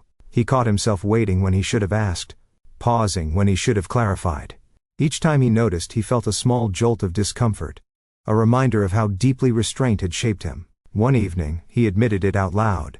"I keep thinking if I wait long enough, things will resolve themselves," he said. "But I'm starting to see that sometimes, waiting is the problem." I understood that better than he knew. Educational insight doesn't always come from instruction. It comes from mirrored experience. Seeing someone else struggle with a habit helps you recognize your own. But growth is rarely clean. As clarity grew between us, so did the awareness of what it had already cost. There were moments we couldn't get back. Feelings that had gone unshared too long to be expressed cleanly now. Small hurts that hadn't mattered at the time but had accumulated quietly. One night, lying in bed, James said, "I think we missed each other for a while." I stared at the ceiling, the truth of it settling into me. I think so too, I said. That admission didn't undo the distance. But it named it. And naming something is often the first step toward understanding it. Distance, I was learning, doesn't always come from conflict. Sometimes it comes from too much accommodation, too much waiting, too much assuming the other person is fine because they're quiet. James and I hadn't drifted apart because we didn't care. We had drifted apart because we were both trying to protect what we loved in the only way we knew how. Silence had been our common ground. Now it was unfamiliar territory. And unfamiliar territory always feels risky at first. The envelope still existed. Thomas Calder still existed. His expectations hadn't disappeared just because James and I had spoken honestly with each other. But the dynamic had shifted. For the first time, James wasn't navigating that world alone. And I wasn't absorbing pressure quietly to make things easier. We were aligned. That alignment didn't erase fear. It gave it context.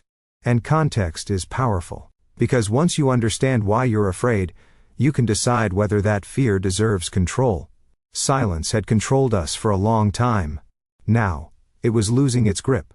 Not all at once, not without resistance, but enough to matter. Breaking silence did not immediately bring closeness. That was the part no one warns you about.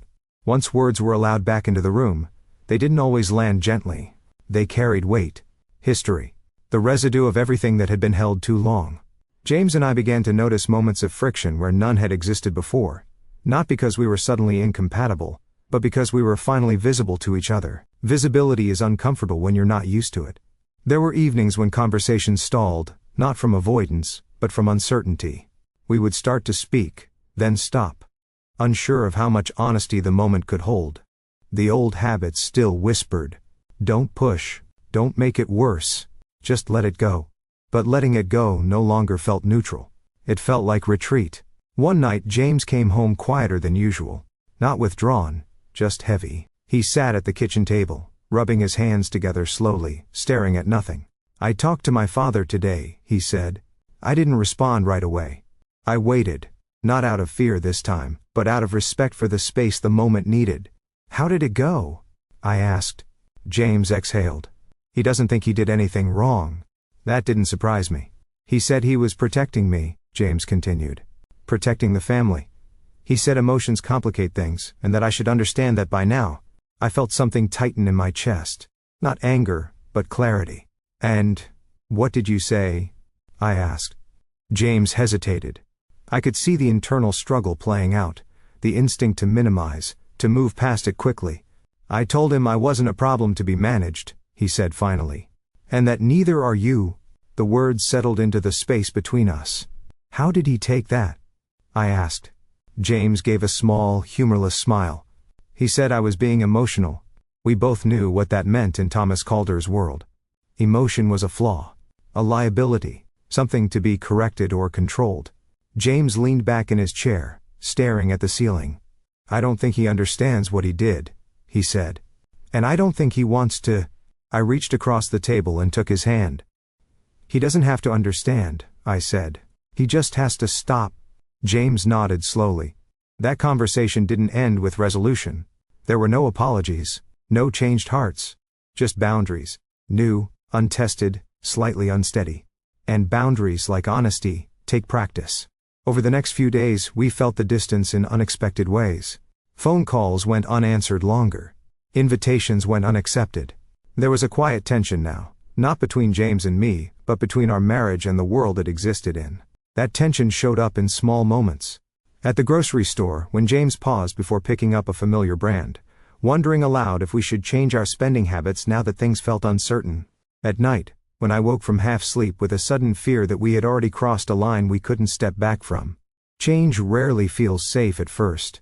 The educational truth in this phase was subtle but important. Growth often feels like instability before it feels like strength. James and I were learning new patterns in real time. We were unlearning the belief that harmony meant agreement, and relearning that it could also mean honesty.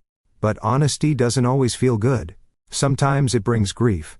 Grief for the years you spent believing something that kept you small. Grief for the version of yourself who didn't know how to ask for more. Grief for the moments you can't redo. One evening James admitted something that surprised both of us. I think I liked our silence because it meant I didn't have to risk anything, he said. As long as things were calm, I could tell myself everything was okay. I nodded. I think I liked it because it meant I didn't have to ask for anything, I replied. We sat with that for a while. Silence had protected us in different ways, but it had also kept us from fully meeting each other. That realization didn't push us apart. It grounded us. We began to see our marriage more clearly, not as something broken, but as something unfinished. A structure built carefully, patiently, but missing key supports. Those supports had names now. Honesty, boundaries, permission to disappoint others in order to stay whole. James and I didn't become louder people. We didn't turn into the kind of couple that processed everything out loud. That wasn't who we were. But we stopped treating silence as proof that everything was fine. We learned to pause and ask. To check assumptions. To say, this matters to me, even when our voices were quiet. And slowly, so slowly we almost missed it, the distance began to change shape. It didn't vanish. But it stopped growing. That, I learned, was progress. Not dramatic. Not obvious. But real. The envelope stayed tucked away now, out of sight but not out of mind. Thomas Calder hadn't withdrawn completely. His presence still hovered at the edges of our lives. But it no longer defined our center. James and I had chosen to step toward each other instead of retreating into our familiar silences. That choice didn't erase discomfort. It gave it purpose. And purpose makes discomfort bearable. We were still learning. Still adjusting. Still feeling the tension of old habits tugging at us when things felt uncertain. But we were no longer pretending that quiet meant peace. We were building something sturdier than silence. Something that could hold both calm and truth at the same time. There are conversations you avoid, not because you don't know what to say, but because you know exactly what saying it might change. James and I had been circling this one for years. Not consciously, not deliberately, but in the way people circle things that feel dangerous, even when they can't explain why. We'd built our marriage on the belief that restraint was kindness, that waiting was wisdom. And now, with the envelope tucked away and silence no longer carrying the same authority, the space we'd avoided was suddenly unavoidable. It came on a Sunday afternoon. No argument. No build-up. Just a quiet moment that felt heavy enough to require honesty. We were in the living room, sunlight slanting through the blinds, dust floating lazily in the air. James was reading. I was folding laundry. Ordinary things. Safe things. Then he spoke. I think we've been afraid of different things, he said. I paused, a towel half folded in my hands. I think so too, I replied. He set the book aside. Not dramatically, just deliberately. That was how James did serious things. Without announcement. I've been afraid of being the reason things fall apart, he said. Of saying something wrong and watching everything change. I sat down across from him, the towel forgotten. I've been afraid of needing too much, I said. Of asking for something and learning I shouldn't. We looked at each other then, really looked, not through habit or familiarity but with attention, with curiosity. That was new. I didn't tell you about the letter right away because I didn't trust myself, I admitted. I didn't trust that my feelings were valid. James frowned slightly. Why wouldn't they be? The question was gentle, genuine. I hesitated, feeling the old instinct to deflect, to minimize. Then I let it pass. Because I've spent most of my life believing that discomfort is something you manage quietly, I said. Not something you share. James nodded slowly. I think I learned the opposite lesson, he said. That discomfort is something you talk to death until it disappears. A faint smile crossed my face. And neither one of us learned how to just say what's there. No, he agreed. We learned how to survive. The word hung between us. Survive. Not love. Not grow. Survive. That realization didn't sting the way I expected it to. It felt clarifying. James leaned forward, elbows on his knees. I need to tell you something, he said. And I don't want you to reassure me or soften it. My heart picked up speed. Okay, I said. I've been using silence to protect myself, he continued. Not just from conflict, but from accountability. From having to show up fully when things get uncomfortable. I swallowed. And I've been using silence to disappear, I said. To make sure I never ask for something that might not be given. We sat with that truth for a long moment. Educational insight often comes from naming patterns. Not to assign blame, but to understand behavior. James and I weren't failing at marriage. We were repeating strategies that once kept us safe. The problem was that safety isn't the same as connection. I don't want us to lose what we have, James said. But I also don't want us to stay the same, if staying the same means staying quiet when it matters. I don't either, I said. This was the conversation we'd avoided. Not because it required anger or confession, but because it required honesty without guarantees. I need you to ask me things, I said. Even when I look like I'm fine. James nodded. And I need you to tell me when something matters, even if it feels small. I don't know how to do that perfectly, I admitted. Me neither, he said. But I think we can do it imperfectly. That word again. Imperfectly. It felt like permission. The fear that had kept me quiet for so long wasn't really about conflict. It was about exposure, about being seen clearly enough to be disappointed. James reached for my hand. If I disappoint you, he said quietly, I want it to be because I tried, not because I stayed silent. Something inside me loosened. This was the moment the story could have turned dramatic. Tears. Grand declarations. Promises that fixed everything. But real change rarely announces itself like that. Instead, it settles in quietly, reshaping how you move forward. We didn't resolve everything that afternoon. We didn't unpack every hurt or rewrite our history. We did something more important. We agreed to stop avoiding the conversations that scared us. Not all at once. Not perfectly. But intentionally. That agreement didn't erase our past silence, but it changed our future one. Because silence, when chosen consciously, can be peaceful. But silence used to avoid fear eventually becomes distance. James and I were choosing differently now.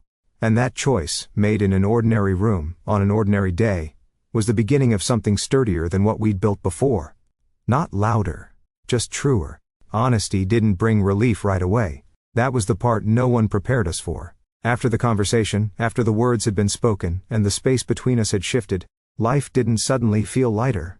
In some ways it felt heavier, like we had stepped into clearer air only to realize how much there was to breathe. The days that followed were quieter again, but not in the way they had been before. The silence wasn't avoidance. It was integration. We were adjusting to a new way of being with each other, one that required more awareness and less assumption. I noticed it in small moments. When James hesitated before answering a question, not because he was waiting for the right thing to say, but because he was checking in with himself first. When I felt the urge to say it's fine, and instead paused, letting the truth form before deciding whether to share it. That pause felt like standing on unfamiliar ground. Sometimes I stepped forward. Sometimes I didn't. And that was okay. Growth, I was learning, wasn't about perfection. It was about intention. The real test came sooner than I expected.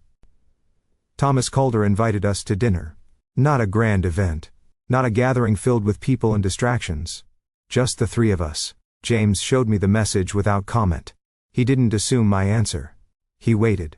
The old instinct flared. Just go. Keep things smooth. But something had shifted. I don't want to go if we're pretending nothing happened, I said slowly. James nodded. Me neither. There it was. The consequence of honesty. Avoiding the dinner would be noticed. Attending it would require boundaries we hadn't tested yet. Let's go, James said finally. But not quietly. The drive to Thomas's house was calm, but charged. Not tense, focused.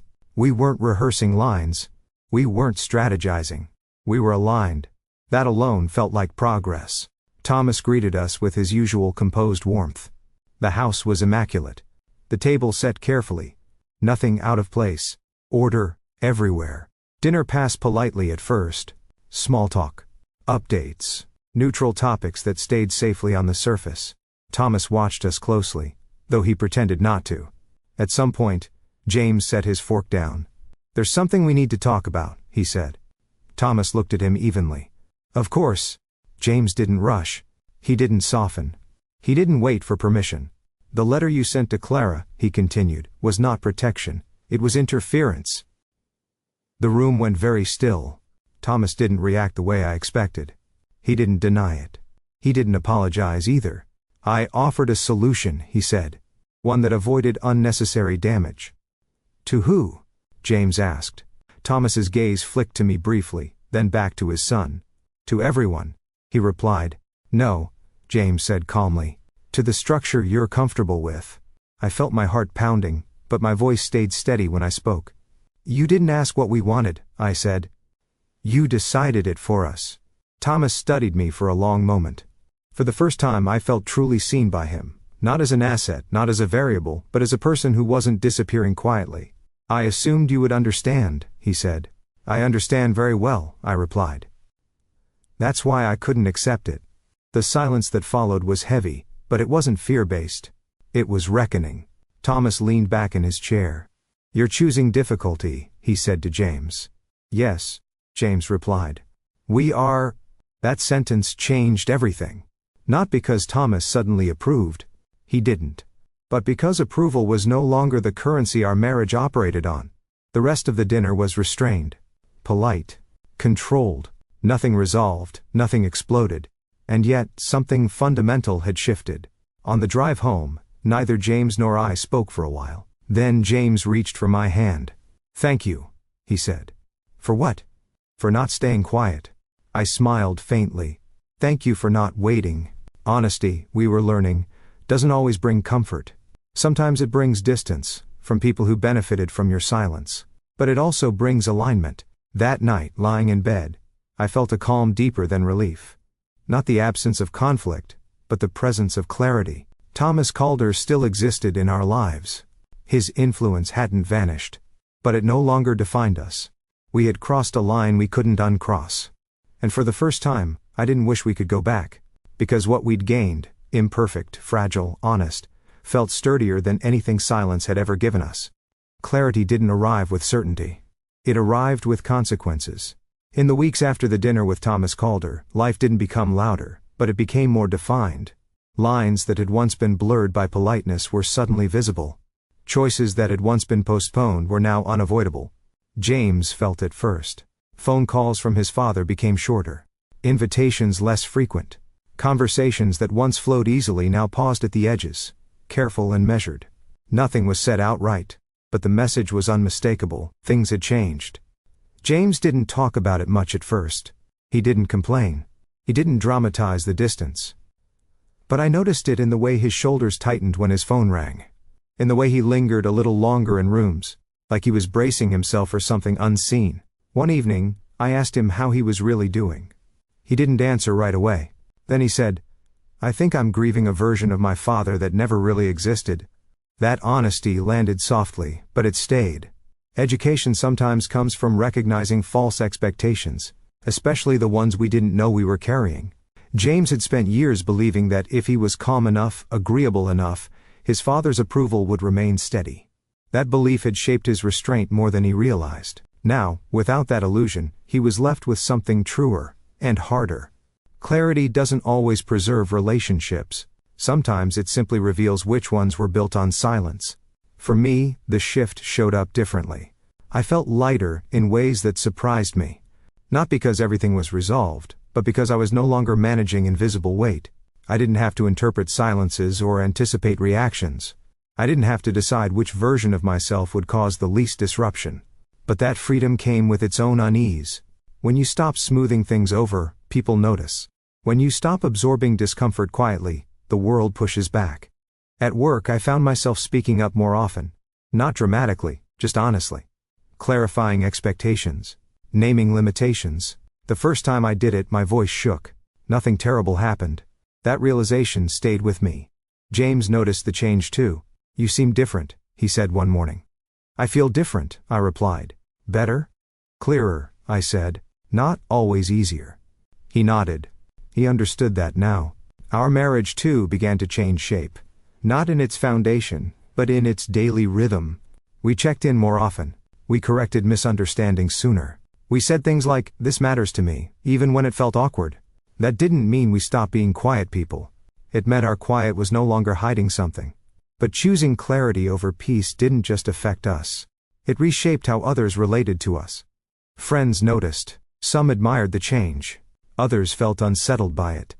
People who were used to our calm adaptability now had to adjust to our boundaries. Not everyone liked that. One afternoon, a mutual acquaintance commented casually, "You two seem different lately. More intense." James smiled politely. I felt the old instinct rise, to reassure, to minimize. Instead I said, We're just more honest. The moment passed. But it stayed with me. Honesty can feel like intensity to people who benefited from your silence. That was one of the most important lessons I was learning. Peace, I realized, is often mistaken for harmony. But harmony requires participation. It requires adjustment from everyone involved, not just the person who has learned to stay quiet. For years, I had believed that peace was something you maintained by sacrificing small parts of yourself, by smoothing edges, by absorbing tension. But peace built that way isn't shared. It's carried, and the person carrying it eventually collapses. James and I talked about this one night, sitting on the couch, lights low, the house quiet in a way that finally felt earned.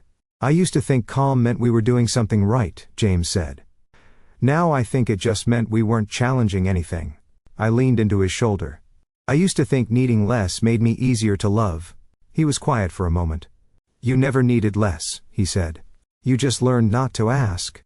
The words were simple. They changed something in me anyway.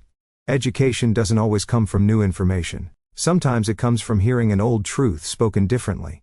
We didn't know what the future would look like. We didn't know how long the distance with Thomas would last, or whether it would ever fully close. What we knew was this: we could no longer choose peace at the cost of truth. That kind of peace wasn't peace at all. It was postponement. Choosing clarity didn't make life predictable. It made it honest. And honesty, even when it disrupts, has a steadiness to it that silence never did. As James and I sat there, the quiet around us no longer felt like something we were hiding inside. It felt like space. Space to speak. Space to disagree. Space to grow. The envelope was still tucked away, out of sight now, its power diminished. Not because it had been destroyed, but because it had been understood. Clarity had done what silence never could. It had given us ground to stand on. And for the first time, that ground felt solid enough to build on, no matter who chose to stand with us. The decision not to return to silence didn't require another confrontation. That was the unexpected part. There was no final showdown with Thomas Calder, no dramatic ultimatum, no scene where voices rose and lines were drawn in anger. Life simply continued, changed by what had already been said. And in that continuation, clarity did its quiet work. Weeks passed. Then, months. The distance between James and his father settled into something steady. Not estrangement. Not reconciliation. A careful recalibration. Phone calls happened less often, but they were more direct. When James spoke, he spoke plainly. When Thomas disagreed, he said so, but he no longer assumed the final word belonged to him. Control loses power when it's named. Thomas never apologized for the letter. But he never mentioned it again. That silence, this time, meant something different. It meant acknowledgement without surrender. For James, this new dynamic was both freeing and painful. There were days he missed the ease of unspoken approval. Days he felt the absence of his father's presence more sharply than he expected. But there was also relief. Relief in no longer performing restraint to maintain peace. Relief in knowing where he stood, even if that place was more distant than before. Education, James realized, often involves grief. You don't just learn new ways of being, you mourn the old ones, especially when they once kept you safe. For me, the changes were quieter but just as profound. I stopped managing other people's comfort automatically. I noticed when I was about to soften something true, and asked myself why. Sometimes I chose to soften it anyway, not from fear, but from intention. Choice made all the difference. One evening, as James and I cleaned the kitchen together, the envelope surfaced again, not physically, but in memory. Do you ever think about it? He asked. Yes, I said. But not the way I used to. He nodded. Me neither. The envelope had lost its edge. It no longer felt like a threat or a temptation. It felt like a marker, a moment that forced us to see ourselves clearly. I'm glad you didn't accept it, James said quietly. I smiled. I'm glad I didn't disappear. We didn't destroy the letter right away. That might sound strange, but erasing it felt unnecessary. We didn't need a dramatic gesture to prove anything to ourselves. Instead, we let it exist, until it no longer mattered. One morning, months later, James picked it up from where it had been tucked away, and tore it in half. Then in quarters. Then into pieces small enough to fit in the trash. I watched from the doorway, surprised by the lack of ceremony. Are you sure? I asked. He nodded. It doesn't get to follow us anymore. That was all. No speeches. No declarations. Just a quiet decision made together. That was how our marriage had always worked best, not in spectacle, but in alignment. The difference now was that alignment included words. James and I didn't become perfect communicators. We still missed cues. Still misunderstood each other sometimes. Still fell back into old habits when we were tired or stressed. But we noticed sooner. We corrected gently. We spoke before silence could calcify into distance. That practice became its own kind of peace, not the fragile kind built on avoidance, but the durable kind built on trust. One night, lying in bed, James said, "I used to think love meant keeping things calm." I turned toward him. "What do you think now?" "I think love means letting things be real." I rested my head against his shoulder, letting that truth settle. Our marriage hadn't been broken by the envelope. It had been tested. And in that testing, we had discovered something important. Silence can protect, but it cannot sustain. Calm can soothe, but it cannot substitute for honesty. The story people imagine, the one where everything falls apart because of wealth or power or interference, wasn't ours. What nearly broke us wasn't money. It was fear. Fear of conflict. Fear of disappointment. Fear of speaking when it mattered most. And what saved us wasn't drama. It was clarity. Choosing clarity didn't fix everything, but it gave us something stronger than peace built on silence. It gave us a marriage that could hold truth without shattering. That was enough. The future didn't announce itself with confidence. It arrived quietly, in ordinary moments, shaped less by intention than by practice. James and I didn't wake up one morning transformed into people who always knew what to say. We became people who noticed sooner when something needed to be said, and that made all the difference. Mornings settled into a new rhythm. We still drank our coffee in near silence, still moved around each other with the ease of familiarity. But now, silence felt chosen, rather than assumed. If one of us seemed distant, the other noticed. Not with suspicion but with curiosity. "You okay?" James would ask. Sometimes the answer was yes. Sometimes it wasn't. And when it wasn't, I learned that saying so didn't cause the world to collapse. That lesson alone felt revolutionary. Education, I was realizing, doesn't always come from books or advice. It comes from lived correction, from seeing a belief fail and choosing something else in its place. I had believed that asking for space made me difficult, that expressing discomfort made me inconvenient, that love survived best when I required very little of it. James had believed that waiting prevented damage, that restraint was a form of respect, that speaking too soon could undo everything. We were both wrong in the same way. Silence, when used to avoid fear, doesn't preserve love. It postpones honesty. The more we practiced speaking earlier, before resentment built, before assumptions hardened, the less dramatic our conversations became. What once felt monumental began to feel manageable. We didn't need to raise our voices because we weren't waiting until everything overflowed. That change spilled into other parts of our lives. James became more direct at work, less willing to let ambiguity linger when it mattered.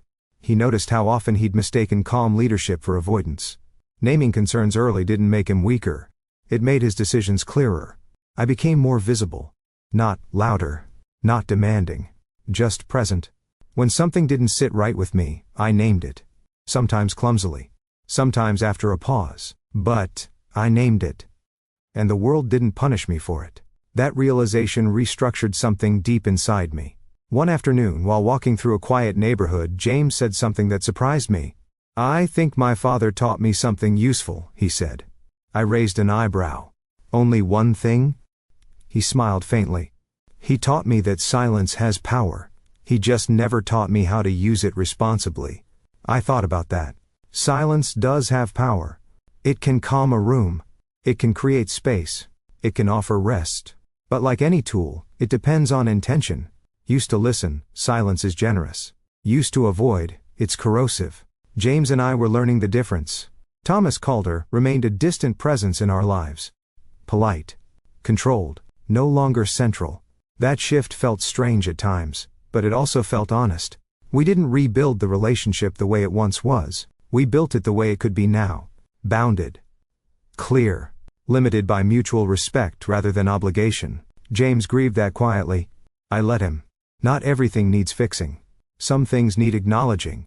The envelope was gone, but its lesson remained. It reminded us that power often operates quietly. That generosity can disguise control. That silence can be rewarded even when it harms you. Those lessons didn't make us cynical. They made us discerning. One evening, while clearing out old papers, I came across something I'd written years ago, a list of goals I'd made in my 20s. Most of them were practical, safe, manageable. None of them mentioned my voice. I stared at the page for a long time. Then I tore it in half. That small act felt more symbolic than I expected. Not because the goals were wrong, but because they had been shaped by fear rather than possibility. Education isn't just about learning what to do. It's about unlearning who you thought you had to be. James and I didn't chase some grand reinvention. We didn't announce a new chapter to the world. We just lived differently. More aware. More honest. More willing to let things be slightly uncomfortable if it meant staying true. The future still held uncertainty. Relationships always do. But uncertainty felt less threatening now that we weren't pretending it didn't exist. That was the quiet miracle of clarity. It didn't eliminate fear. It made fear manageable. And in that manageability, we found something steadier than the fragile peace we'd once protected with silence. We found trust. Not the blind kind, but the earned kind. Built through presence. Through correction. Through choosing to speak before silence could do harm. The future wasn't loud. It didn't need to be. It was honest. And honesty, we had learned, didn't require perfection to be powerful. It only required willingness. There was no single moment when James and I looked at each other and said, "We're safe now." Safety didn't arrive like that. It arrived in pieces. In habits. In the way we handled ordinary days once the weight of silence had been lifted. Weeks turned into months, and life resumed its familiar pace, but with subtle differences that mattered more than they appeared to. When tension arose, it didn't linger as long. When something felt off, it didn't take days to name it. We had learned that waiting was rarely neutral. Silence, we now understood, was not the enemy. Unchosen silence was. Some evenings we still sat together without speaking, the quiet stretching comfortably between us. Other nights we talked more than usual, unpacking thoughts we might once have edited away. Neither version felt like a test anymore. Both felt like choice. That distinction changed everything. One night, James asked me a question that would have terrified me a year earlier. "What do you need more of from me?" He asked. I didn't answer right away, not because I was afraid, but because I wanted to answer honestly. "I need to know I can be inconvenient sometimes," I said. "And still be loved." He didn't hesitate. "You are..." The simplicity of it caught me off guard. No explanation, no justification, just truth. That was the marriage we were building now. Not one defined by how little we needed from each other, but by how willing we were to meet those needs without fear. Thomas Calder never became a different man. That too was an education. He remained reserved, controlled, measured. But the dynamic between us no longer rested on assumption or unspoken expectation. When we saw him, conversations stayed polite and contained. There was distance, yes, but also clarity. And clarity, I learned, is kinder than false closeness. James accepted that more slowly than I did. There were days he missed the illusion of ease. Days he wondered whether speaking up had cost him something irreplaceable. On those days, I reminded him gently that what he'd lost was not intimacy, but control disguised as approval. That realization hurt, but it also freed him. One afternoon, months after the envelope had been torn and discarded, James and I sat on the back steps of our house, watching the sky darken into evening. The world felt wide and quiet, the way it does when you stop rushing to preserve something fragile. "I don't think our marriage was ever weak," James said suddenly. "I think it was just unfinished." I smiled. "I think we were unfinished. We had built a life together before we knew how to speak honestly inside it. That didn't make us failures. It made us human. Education, after all, doesn't happen before life tests you. It happens because of it." Looking back, the envelope hadn't broken our marriage. It had interrupted a pattern. A pattern where silence stood in for courage. Where peace was maintained by one person shrinking. Where love was measured by how little disruption it caused. Breaking that pattern didn't make life louder. It made it truer. I stopped mistaking endurance for virtue. James stopped mistaking restraint for responsibility. We met somewhere in the middle, still quiet people, still measured, but no longer withholding ourselves in the name of calm. That was the real resolution. Not reunion. Not victory. Not triumph over anyone else. Just two people choosing to be present where they had once been afraid. Sometimes I think about the version of myself who stood at the sink with her hands in cold water, afraid to speak. I don't judge her. She did what she knew how to do. But I'm grateful I don't live there anymore. Silence still exists in my life.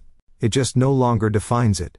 James and I continue forward without guarantees, without grand declarations. We move carefully, attentively, aware of how easily old habits can resurface when stress returns. But we also know this now. Love doesn't require noise to survive. But it does require truth.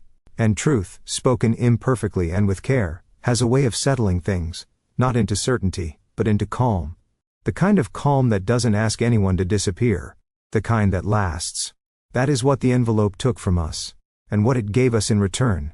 If you believe stories can heal, teach, and remind us how to love better, subscribe to Love Stories by Mr. Johnson. I'll be here, sharing stories that speak to the heart, even when they're quiet.